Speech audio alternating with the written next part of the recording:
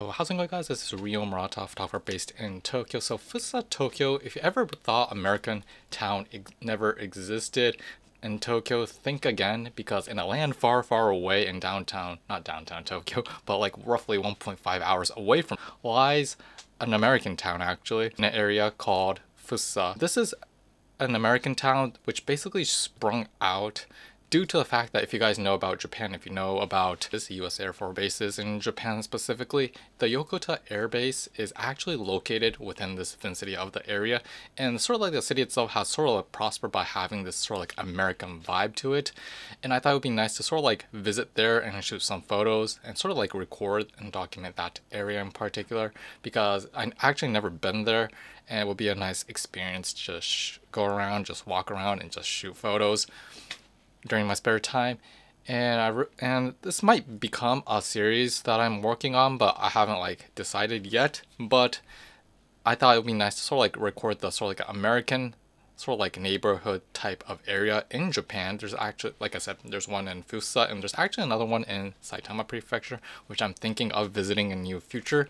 So hopefully I won't procrastinate and just get on with it. So yeah. And like I said, the sort of like, how should I say, the air base itself is called the Yokota Air Base, and it's sort of like there's a base itself along the airfield, and there's a big road actually, and sandwiched across the sort of like Air Force Base lies sort of like a Fussa base, aka American Street type of area, where there's like various types of sort of like restaurants, shops, clothing, etc, etc.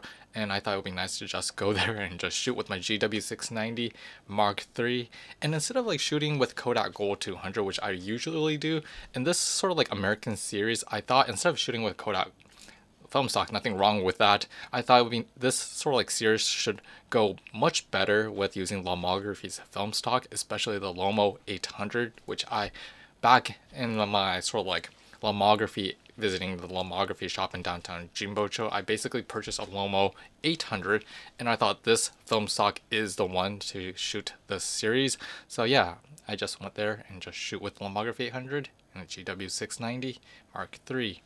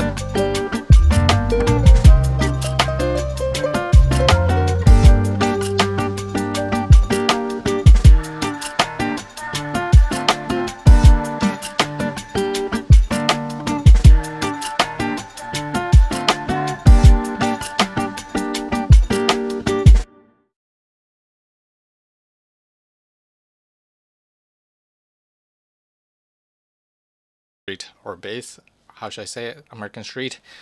There is this American home called Fussa America house or home, if I'm right. And on the first day, it was actually closed, so I actually had to revisit there once again. And if I'm right, it's like open during the Saturday and the Sunday during the weekends. And this is sort of particular house in particular was actually sort of like built in 1960s, and from there on, it was actually preserved until even now nowadays. It's actually still being preserved, and I thought it would be nice to like shoot some photos, and then actually got permission to shoot film photos and digital footage for you guys. After shooting, obviously I wasn't able to shoot everything in like every shop or every restaurant that existed on that sort of like street. However, there was an area that I really wanted to shoot. However, it was like really bombarded by a lot of people who were like visiting, and that is Mint Motel. And this is a really iconic area, or iconic, how should I say, like restaurant in particular. It has this iconic color of mint, and it kind of represents the good old American, we call morning breakfast diner type of area, where you can eat some pancakes and waffles and yeah, cupcakes and stuff like that. It's like one of those good old American vibe days where I wish I had the opportunity to shoot, but unfortunately on this day when I visited, there were a hell lot of people, and it kind of did not fit into my style of photography. But if I do have the opportunity, I would love to revisit that shop in particular and shoot some photos for my series.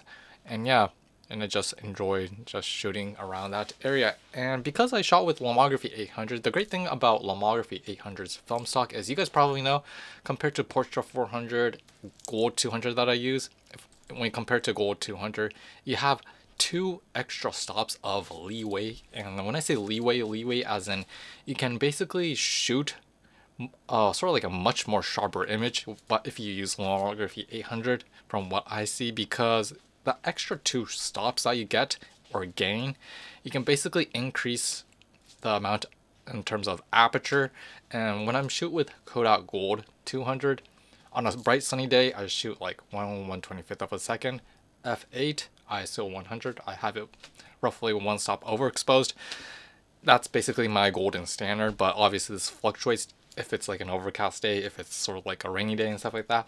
But sunny days, that's basically my golden standard. However, when you swap the Gold 200 with Lomography 800, what happens is that the aperture, instead of becoming 8, it becomes, you can choose around 11 to 16, meaning that you will get more depth and focus, meaning that you will have a lower risk of getting a less blurry shot, because the larger the format, medium format's a larger format compared to 35mm, there's this chance that you will, if you shoot in a shallower depth of field, it's easier to blur out like intentionally, and it sometimes can ruin your shot. But if you have a really high speed film like Portra 800 or Lomography 800, you can basically sort of like decrease the amount of risk involved in shooting with a shallower depth of field.